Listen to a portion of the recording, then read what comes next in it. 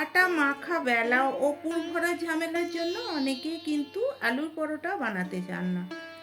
তবে আজ আমি এইসব ঝামেলা ছাড়াই আলুর পরোটা বানিয়ে দেখাবো। এটা বানানো যেমন সহজ, খেতেও হয় তেমনই সুস্বাদু। এতটাই এটা সফট হয় যে যে কোনো বয়সের মানুষই কিন্তু খেতে পারবেন। নমস্কার, আমি অর্পিতা আর আমার চ্যানেলে আপনাদের সকলকে স্বাগত। আশা করছি আপনারা সবাই ভালো আছেন, সুস্থ আছেন। আসুন তাহলে দেখে নেওয়া যাক আমার আজকের এই আলুর পরোটা রেসিপি।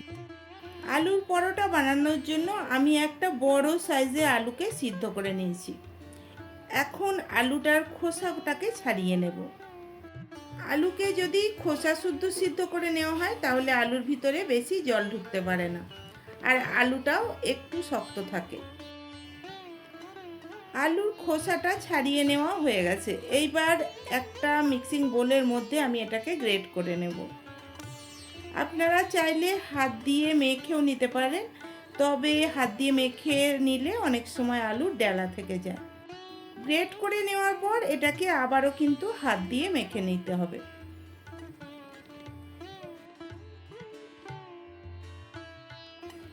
এরপরে এক টুকরো আদাকেও আমি গ্রেট করে নেব।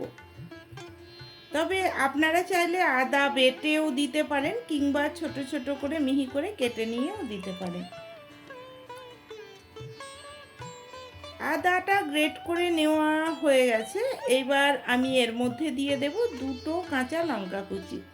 ঝালটা আপনারা আপনাদের ইচ্ছে মতো কম বেশি করে নেবেন। দিয়ে দিলাম অল্প একটু ধনেপাতা কুচি, দিলাম 1 চা চামচ চিলি ফ্লেক্স আর হাফ চা চামচ জোয়ানকে ক্র্যাশ করে দিয়ে দিলাম। দিয়ে দিলাম স্বাদ মতো লবণ, সামান্য একটু দিয়ে দিলাম হলুদ গুঁড়ো, দিলাম হাফ চা চামচ গরম মশলা গুঁড়ো আর দিয়ে দিলাম 1 চা চামচ চাট মশলা। তারপরে সব কিছুকে আবারও ভালো করে মিশিয়ে নেব। সব কিছুকে ভালো করে মিশিয়ে নেওয়ার পর এর মধ্যে দিয়ে দিলাম 1 কাপ আটা, তবে আপনারা চাইলে ময়দাও দিতে পারেন। এখন অল্প অল্প করে জল দিয়ে এটাকে ভালো করে গুলে একটা মিডিয়াম ঘনত্বের ব্যাটার বানিয়ে নেব।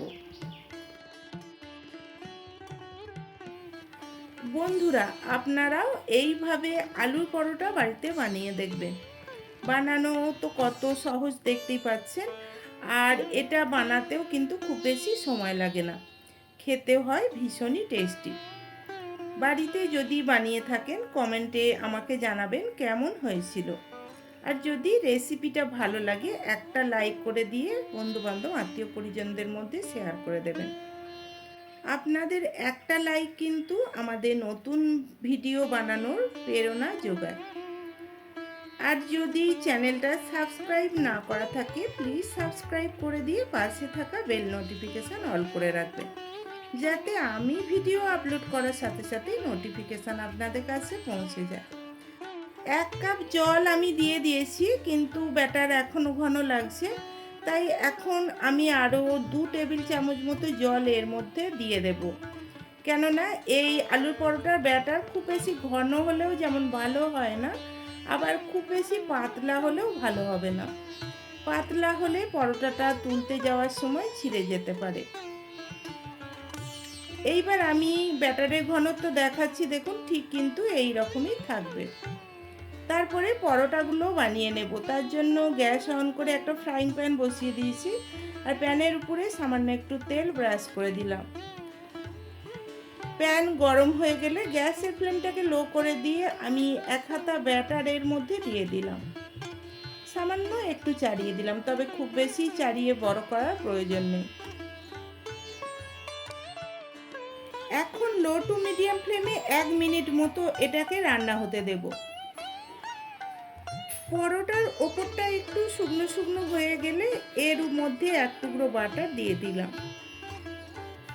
আমি পরোটাটা বাটারে ভাজি, আপনারা চাইলে তেল কিংবা ঘি দিয়েও ভেজে নিতে পারেন। আর বাটারটাকে একটু এইভাবে পরোটার চারদিকে ঘুরিয়ে ঘুরিয়ে দিতে হবে। বাটার দিয়ে কিছুক্ষণ ভেজে নেওয়ার পর আবারও আমি পরোটাটা উল্টে দিলাম। আর এইভাবে উল্টে পাল্টে পরোটাটাকে কিছুক্ষণ ভেজে নিতে হবে।